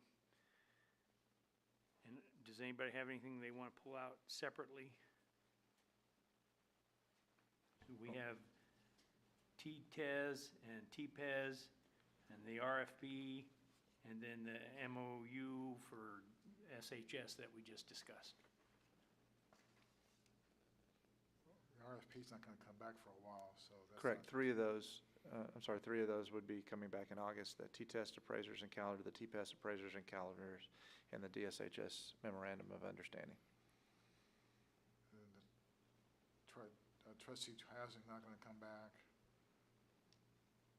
And the resolution, we're gonna take care of later on, so really, there's nothing here that's gonna come back to next month. Next month No. are the T-TES, T-PES, and the MOU.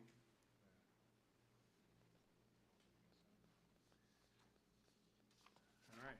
We certainly would not want the request for proposal to be on consent. We would want We're that. gonna want to see it, that's correct. Absolutely. So, That's gonna be budgeted in the future. absolutely, but we want to make sure we've got that. So we want to go ahead and have that as a regular agenda item. And I guess I didn't understand. Are we putting the other three on consent, or are we having them as standalone items? They can be on consent. So T-PAS, T-TES, and The MOU. DSHS. All right, thank you. All right. Okay, now we're on to action items, and the first one is the consent items from last month. Mr. President? Yes. Yeah, you would be the one. Turn on your mic. I had contacted Dr. Ely about item D, approval of the 2022-23 school year student code of conduct. I would like to pull that item. From consent. Yes, from consent. Okay, thank you. D.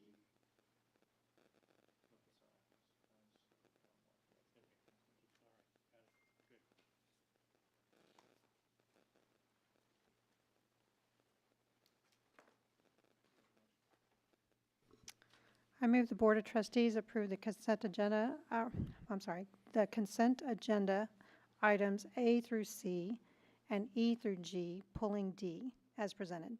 Second. We have a motion and a second. Any further discussion? Seeing none, all those in favor, say aye. Aye. Motion passes 7-0. Okay, now separately, we're going to discuss the approval of the 2022-2023 school year student code of conduct. That'll be presented by Ernie Reynolds and Sarah Dauphiné. Good evening. We come to you seeking approval for the Student Code of Conduct for the 22-23 school year. The Student Code of Conduct is the district's response to the requirements of Chapter 37 of the Texas Education Code.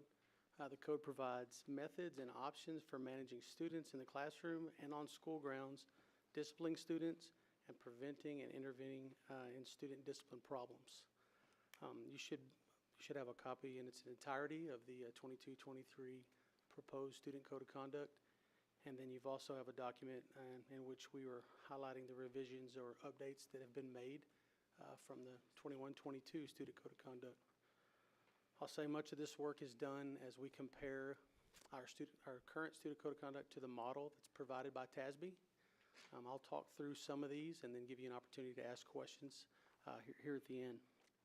There's 8 different things that we listed that we made changes to. I don't know if you should have a copy of it. Everybody have a copy? Okay. Ms. Thomas needs a copy.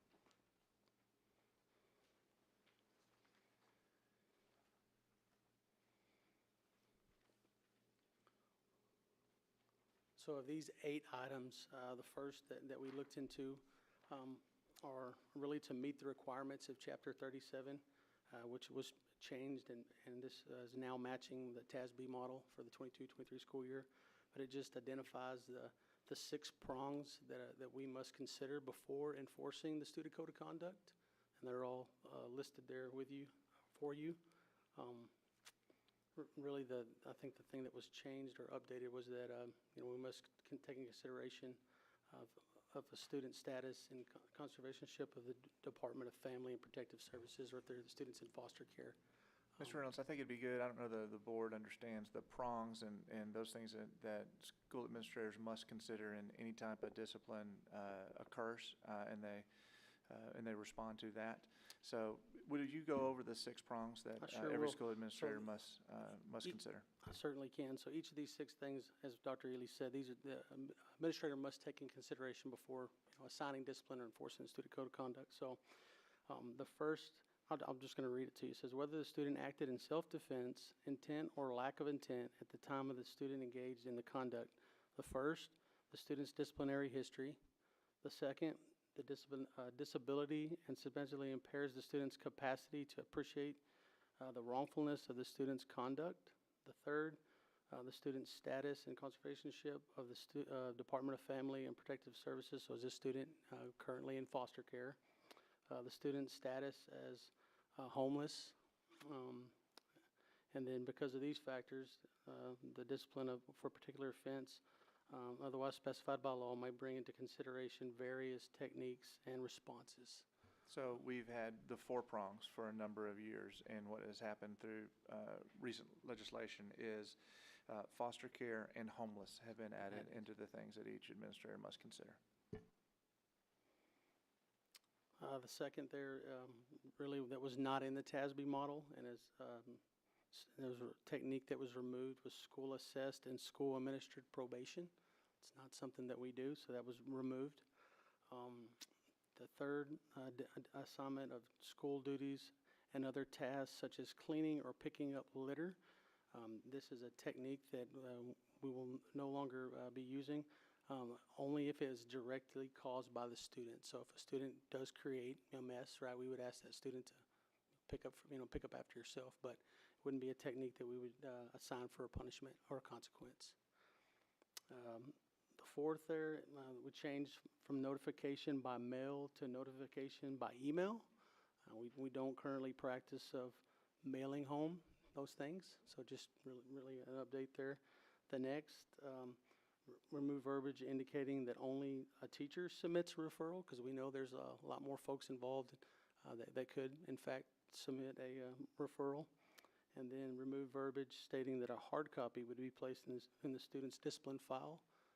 Most of our files are not hard copies anymore, so we updated that. The sixth is the same, that just addresses ISS, but it's applying those 6 prongs that we spoke about at the beginning. On to the seventh, the process of assigning ISS. We changed this notification from mail to email. And then the last there, we added verbiage, and I'm going to read this one to you. It says, a student who has been assigned ISS, which is in-school suspension, may not participate nor attend school-sponsored or school-related activities or extracurricular activities during the period of assignment. We added, with exception to practices with the coach or sponsor's approval, meaning, an example, if I'm a band student and I'm in ISS, I don't get to participate in band during the school day because I'm in ISS. I would have an opportunity with the approval of that, the director to come after school, make up, the practice or the work that was done during that period. Same for a kiddo that was involved in a sport, but this doesn't change the fact that if there was a contest, a competition, a game, student would still not participate in that until the assignment was completed, the ISS assignment was completed. But those are the highlight of the changes and adjustments that were made to our 22-23 Student Code of Conduct.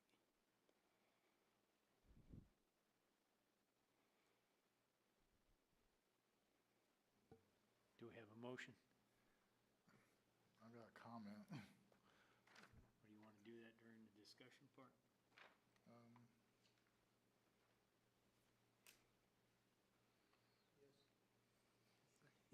The motion's already been made. No, it's right. No, I'm not sorry, this for one. this part. I can do that, so the motion's made. All right. I'll go ahead and make the motion then. Mr. President, I move the Board of Trustees approve the consent agenda, item D, approval of 2022-23 school year student code of conduct. We have a motion and a second. Any further discussion? Yes. I only have heartburn on one of these. The change from notification by mail to notification by email. If there is no email available, what's your backup plan? So in most cases, we would contact the parent first, right, by phone? Well, you've already got, if the parent has not been reached by telephone or in person by the first day, then your next thing is, you've already made the telephone attempt. To an email would be, those are the two ways we would try to contact, phone or email. Well, you also still have to have notification by mail. And if you don't have the first two, you've got to have some other way of notifying them. And if mail is the only thing that's left. I think that's something we could look at. That's not been a practice that we've done, but definitely something that we could definitely look at. We have that information. Because you've already got in there, if the parent has not been reached by telephone or in person by the first business day after the day of the disciplinary action was taken, the campus behavior coordinator or other appropriate administrator shall send written notification to the email account on file. We already got two, you've got to have a third. Got to have a backup So somewhere to part of actually the notify process, them. yes, sir. Part of the process is they do have an email address on file for us to communicate. So, I think it might be wise for us to amend that by adding an additional sentence that says, for those without an email, a hard copy will be mailed. Yes, sir. And I think that simple sentence right there, I think will accomplish what we're all trying to get at, which is making sure that we communicate with parents. And that we've used every means available to us. I mean, you're probably right, 98% of the time a phone or email is going to work, but you're going to have that 1-2% that won't be there. Yes, and that's on section 11 and 15, right? I agree. So you wrote that down, is that correct? So the verbiage we're going to use is, for those without an email, a hard copy will be mailed. Is that correct? Okay. Yes, sir. Thank you, I appreciate it. So how does that affect the motion?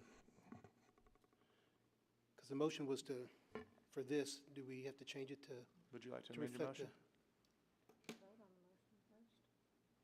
I can amend the motion. Do we have to vote on the motion? No, actually, you don't, because if you're going to make an amendment, you vote on the amendment, then you vote on the amended motion. That's right. So, yeah, so I have to withdraw the original motion and then make, or I can amend it as this, since we haven't voted on it, then we don't actually have to do anything at this point, we just pull the motion back. Do you have a motion? I'll make the motion, I'm just going to pull the original motion back and make the motion that, Mr. President, I move the Board of Trustees approve the consent agenda item D, approval of the 2022-23 school year student code of conduct with the amendments with changes noted. Second. Voting on the amendment. We have a motion and a second. Any further discussion? Hearing none, all those in favor, raise your right hand.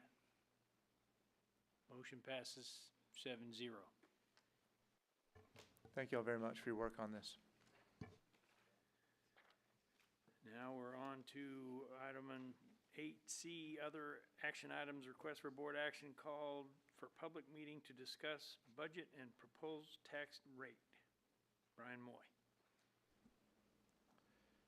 President Perkins, Dr. Ely, board members, we've been discussing in budget workshop since April that the public hearing would likely be held Thursday, August 25th, and we would like for you to approve this motion to make that official so that we can get our newspaper notice complete. I move the Board of Trustees approve Thursday, August 25th, 2022 at 6 p.m. as the public meeting to discuss the 2022-2023 budget and proposed tax rate. Second. We have a motion and a second. Any further discussion? I just got one question. Do we know what hopefully ahead of time we'll know what our tax rates are gonna be? Because I don't know at this point in time. So yes, because we were allowed to do the TEA template, even though one of our CADs was a certified estimate, we have submitted it and gotten it approved, so we know that what our M&O tax rate will be. We can have more discussion on INS in terms of amount of defeasance that we want to do at the August 2nd meeting next week. Because I know normally before you have the public meeting, then we discuss what our tax rate's gonna be, and they actually approve the budget that night and the whole 9 yards. Then we have the public meeting once all the information is out there. Yes, sir, and we would publish both tax rates, the M&O and the INS, and the M&O is determined for us by the rate of compression, as Mr. Moy just said, and the INS would be a number that we could go no higher than when we publish that number. Yeah, it'd probably be a good idea to go ahead and have that at one of our call meetings, at least have it out. Yes, sir, we're discussing that on Tuesday. Okay, very good. Okay, thanks. Any further discussion? Hearing none, all those in favor, raise your right hand. Motion passes 7-0. Matt, so you hold it? So who's actually going to be leading the discussion, the presentation? Yes, typically the CFO will present the budget and the proposed tax rates as discussed with the board in the various budget workshops leading up to it. Thank you. I will note it's in conflict with the Luke Bryan concert, but I think that really...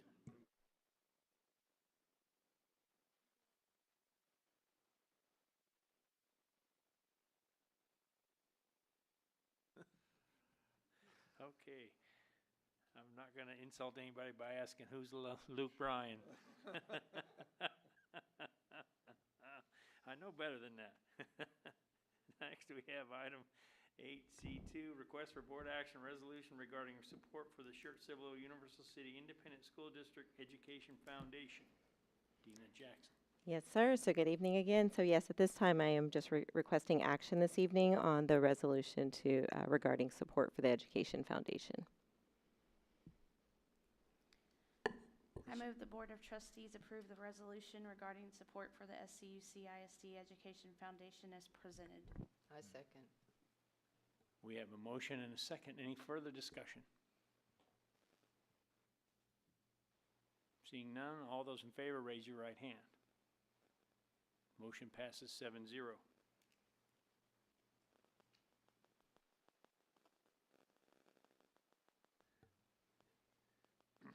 Next, we have request for board action, appointment of board members as delegate and alternate to the 2022 Texas Association of School Boards Delegate Assembly. And I'm presenting that. So let me flip to that page.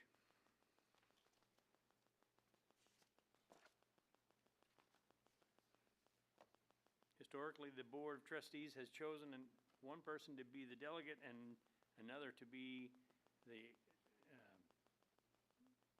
alternate, so just in case somebody can't make it or somebody gets sick or, you know, we have that COVID threat now all the time. So this is not anything we do any differently than any year before. Does anybody have any questions? I don't have a question, but I think Ed, last year he was going to be our nominee, but he had to leave because of something happened. But I do believe that Ed is well-versed on a lot of the issues there, and I think he should be our representative. That's just my personal opinion. He also understands Robert's Rules of Order very well. And I will say that these things can go on and on and on with amendments to the amendment to the amendment.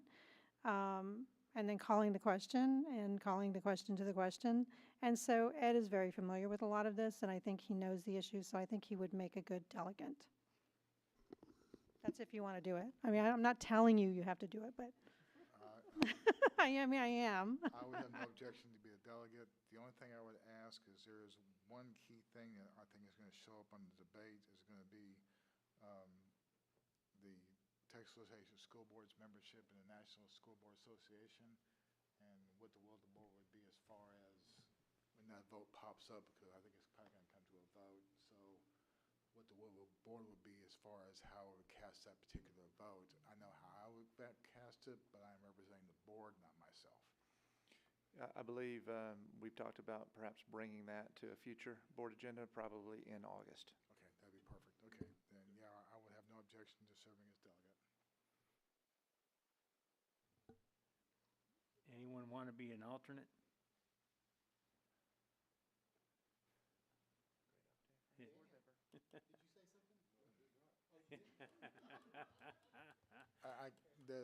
The alternate I can tell you is if the delegate cannot be there or has to leave for some reason, and for whatever reason may be, then the alternate would come on the floor and would serve as a delegate until the delegate comes back.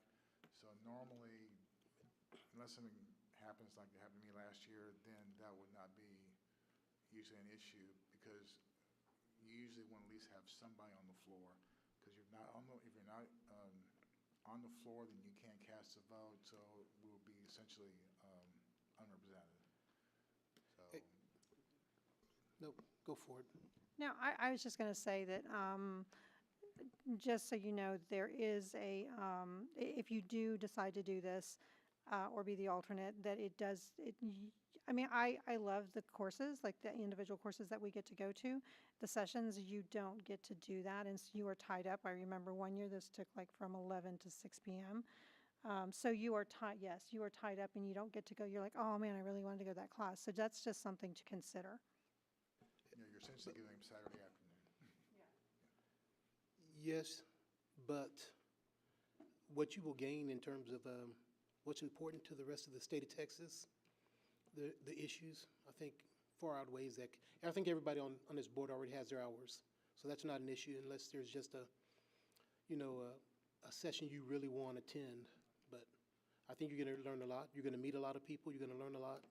You're going to learn what's important outside of Schertz-Cibolo Independent School District. So it's a great opportunity. I think we've all done it.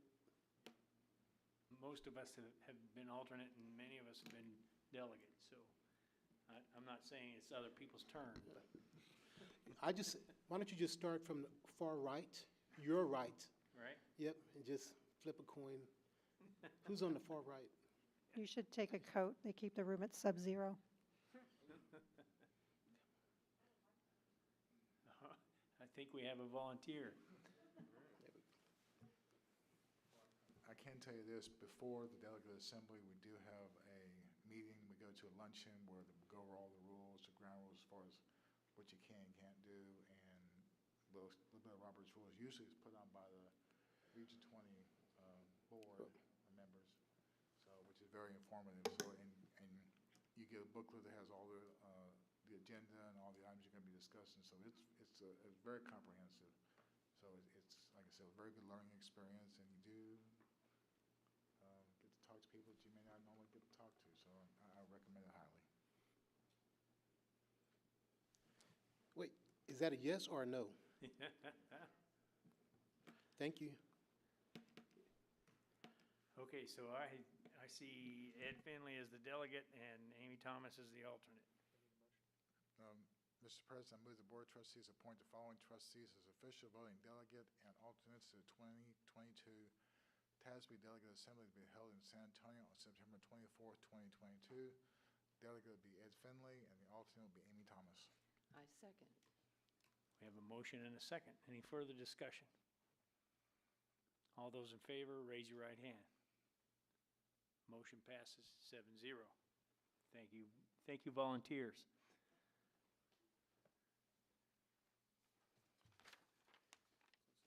All right, now we're going into closed session.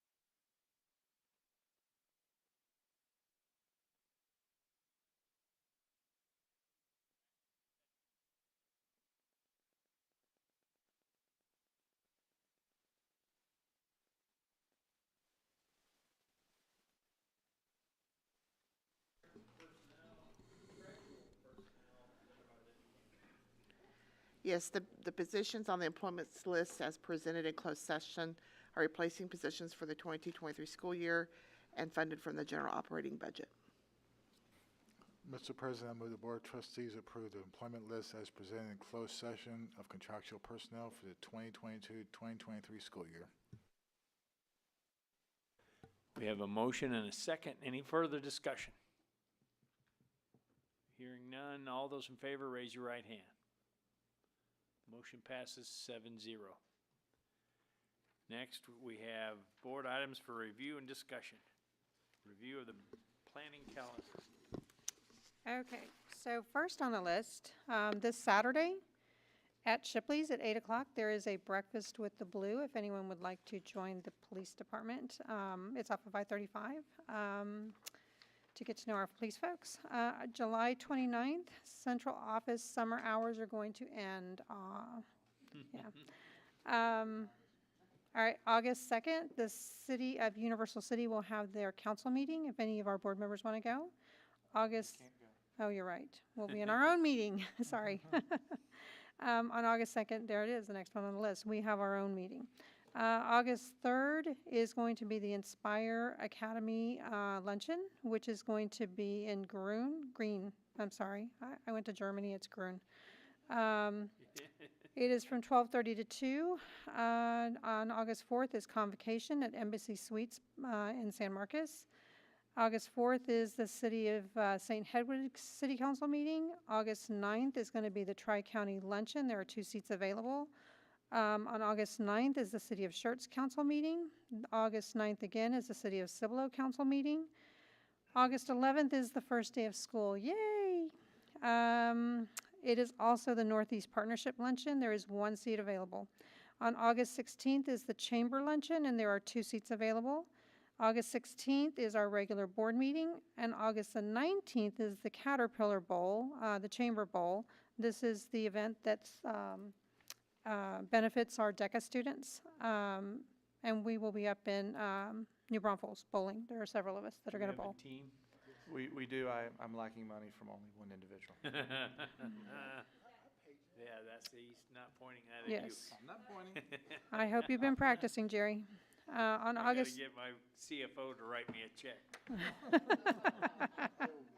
Wow. I worked in government budget for a long time. I'm not allowed anywhere near the checkbook. You need me to front you? On August the 23rd is the City of Schertz City Council meeting, and then we have, no, the tax rate. What date is that one? That's 25th. 25th. Yeah, August 25th, we will have a meeting to set the tax rate and budget. Okay, and we've got some homework before August 2nd, don't we? Correct. Oh, yes, you said, we're reading the book, right? Right. Okay, And- yes. And you're the one leading us. Yes. And Chapters 2, 3, and 4. Yes, and the questions have been put in a Google Doc, so Good. be ready. That is Tuesday. So be ready by Tuesday. Mr. President, I paid for the Caterpillar Bowl, but I will not participate in the very next board meeting, be embarrassed about how poorly I bowled. So, as always, somebody's welcome to take my spot, or you can offer to your staff member, SRO, Dr. Ely. So, however are want you to. saying you're not participating, or your participation is contingent I'm upon saying- only nice things being said? No, Yeah, I'm that's saying right. I sponsored somebody, because somebody's gonna do a better job. You did that last year. We had to run out and find someone last minute. Okay. So we should have had that item under old business. Yeah. It'll Thank take you, 2 sir. years. Yeah, I think we somebody- found a student last year. bowl for- But I think I'm better than Ed there. Yeah. I've been practicing this year. I'm recovering from All my right. injury, so. It sounded like a challenge. All right, anybody have anything else? Then I'm gonna assume we're adjourned. 10:14.